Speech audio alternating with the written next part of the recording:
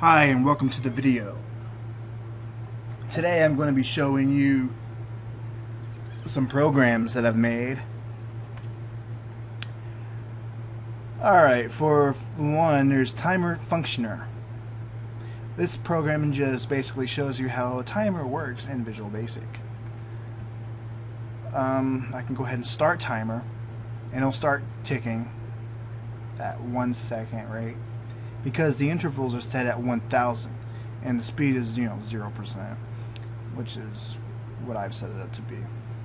Now I can change this dial up higher and the seconds will go faster because the intervals are less and the speed is 35%. And it goes all the way up to 100%, which is one interval, which is fast, and slow, fast, this is just the speed. It just changes the intervals of the timer internally, which adjusts the speed of the timer. I can stop the timer, I can reset the timer, I can have the timer go, and I can hit record, and every time I hit record it's going to record the number that the timer was on when I push the button record. And I can reset that, I can stop, reset, or if I have this and all of this. Anyway, say the intervals, this thing is wherever, this thing has numbers in it, these have numbers in it.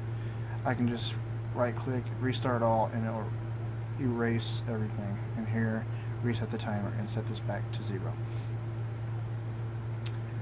I can also choose to automatically record, start timer, and this thing will just start, just fill with numbers.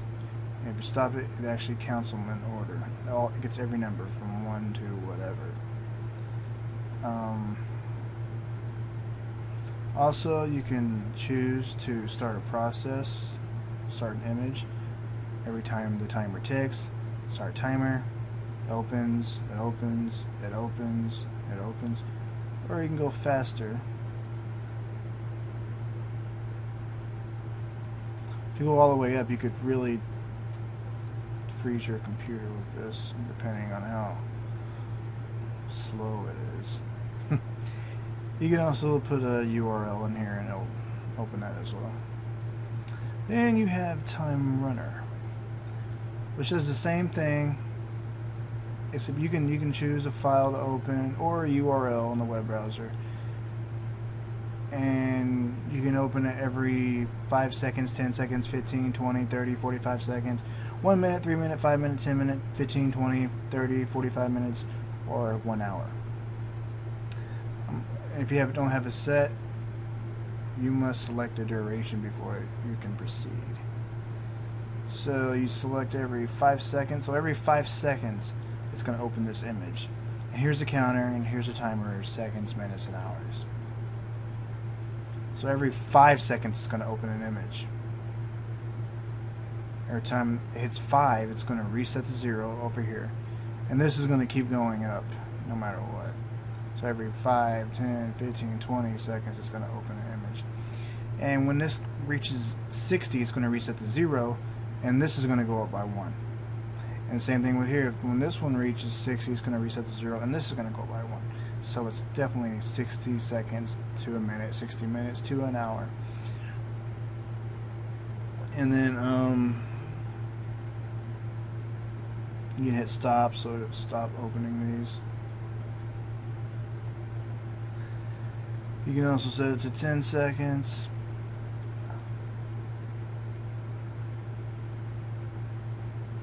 And this timer will go up to 10 this time before it resets.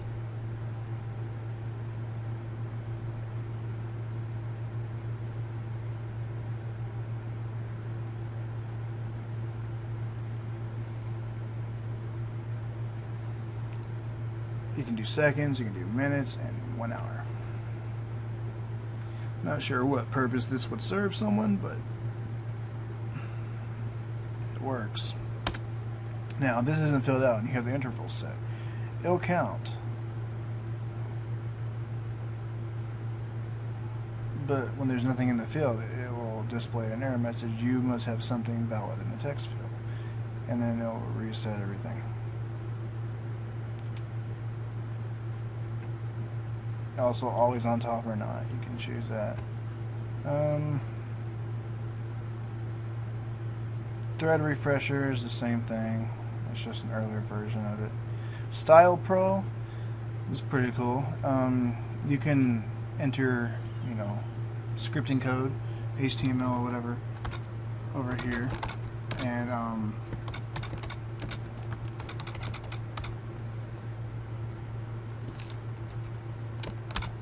it will automatically display over here in the web browser.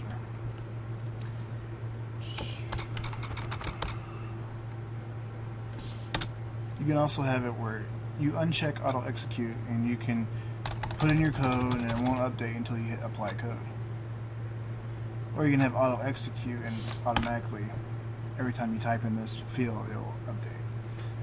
Now you can just here you can go search, you can search for a file, then it gives you the entire path and file name of the file. You can copy and you can apply it over here.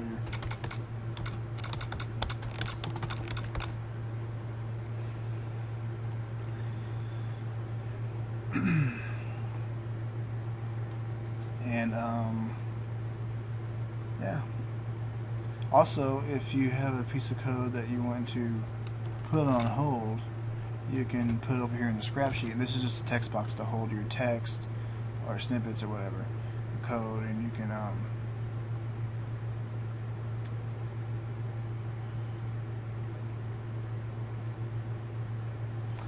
can have it over here and put it on hold until you're messing with code right here, then you can copy it back over.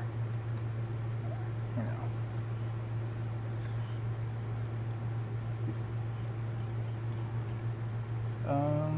Also, you can adjust how much use the screens. You can open documents, HTML, CSS, JavaScript, or text document. You can also choose to save this document as an HTML, CSS, JavaScript, text document, or batch file. I know there's a lot more better programs out here like Notepad++ and stuff like that, and this is useless. But I mean, I guess you can kind of see, like, on the fly, what your web code is going to look like in a browser. Whatever. Sequence Animator was a failed project. Let's say I have you put in frames, which are just images, and you hit play, and it will play them over and over, and you can adjust the speed over here. You can set the frame per second, which isn't exactly correct. I try to get it as close to the frame per second as I could, but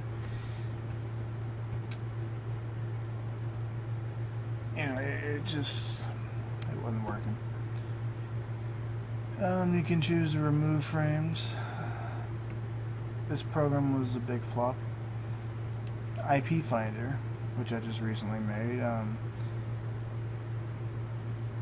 You can enter a URL here and push enter, and it'll give you the IP address of the URL.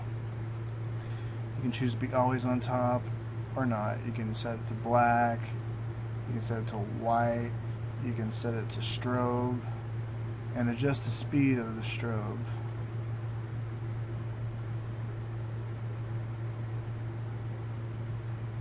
I mean, it doesn't matter what you set on. You close it and you reopen it, your settings are going to be saved. Like, it's on speed. The speed is whatever. The on top or not will be saved. Whatever mode it's on will be saved.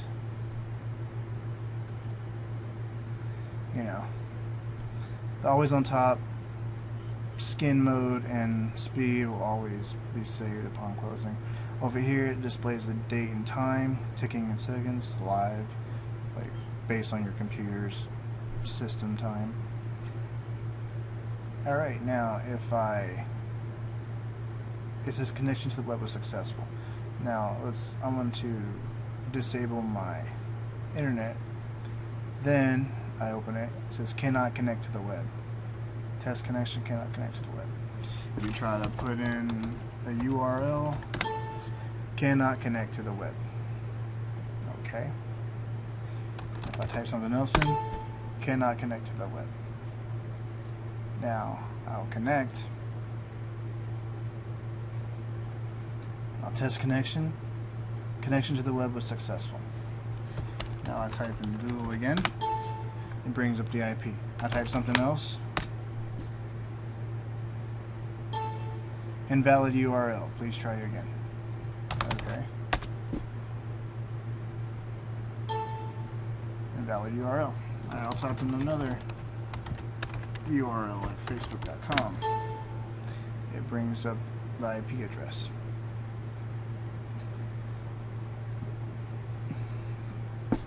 And yeah, that's that. GIF animator is what it said. It's a GIF GIF viewer. My bad. It has title up here. Even has the name of the image and path. Image and format up here when you open it. And you can choose to blow it up to the size of the window, or you can shrink it back down to its original size. And you open another image. Let's say I do this one. Now the file name is displayed up here. And you can also stretch the image or view its original size. Gargamel's Animator Creator, which you can take a GIF and save it as a PNG, BMP. I did another video on this. Archider, I did a video on this, but no one has seemed to comment on it or anything, so I don't know if anyone's seen this. But anyway, you can embed an archive of files into an image, or you can embed an MP3 into an image.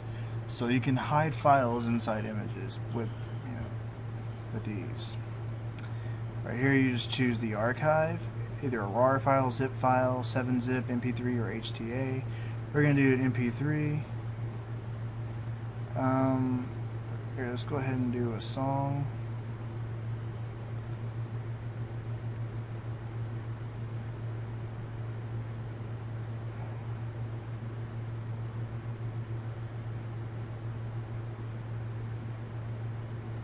Let's go ahead and find an image.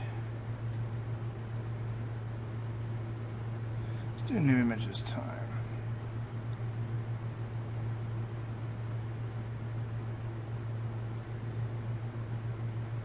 We're going to do an animated GIF. Oh yeah, and you can select what kind of files you're looking for. If you just want a specific format, or you can do all files. We're going to do this one. I should fix it where it displays it as animated. But anyway, you save it. You can save it as JPEG, PNG, GIF, whatever. We're gonna save it as a GIF. In fact, we're gonna save it in this folder.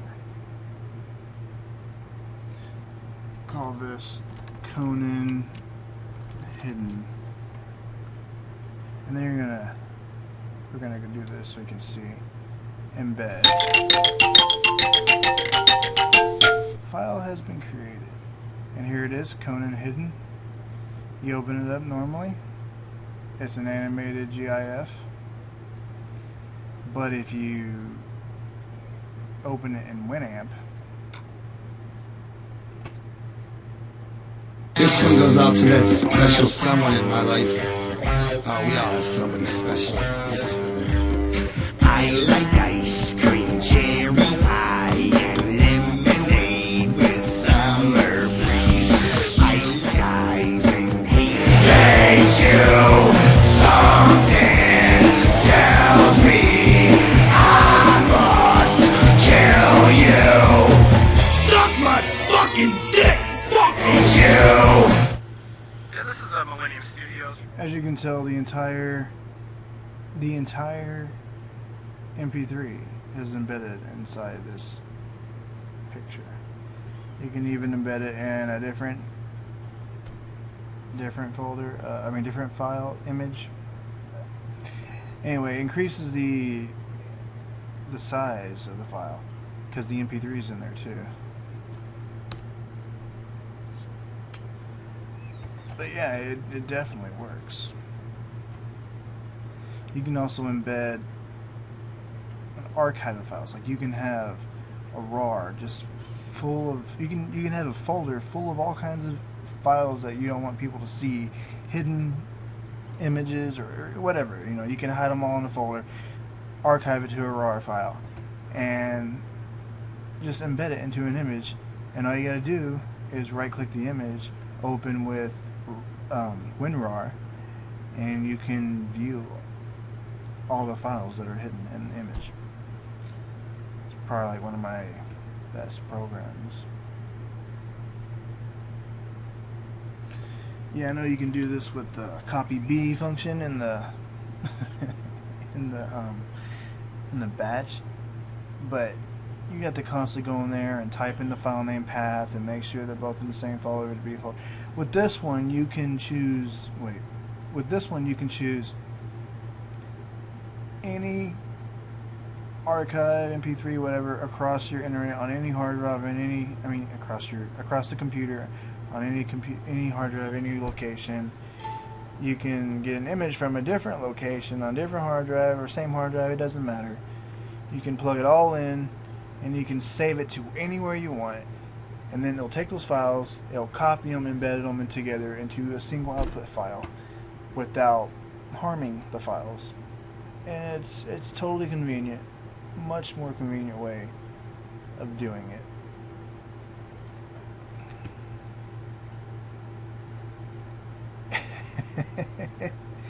Yeah, that's it. I hope you liked the video.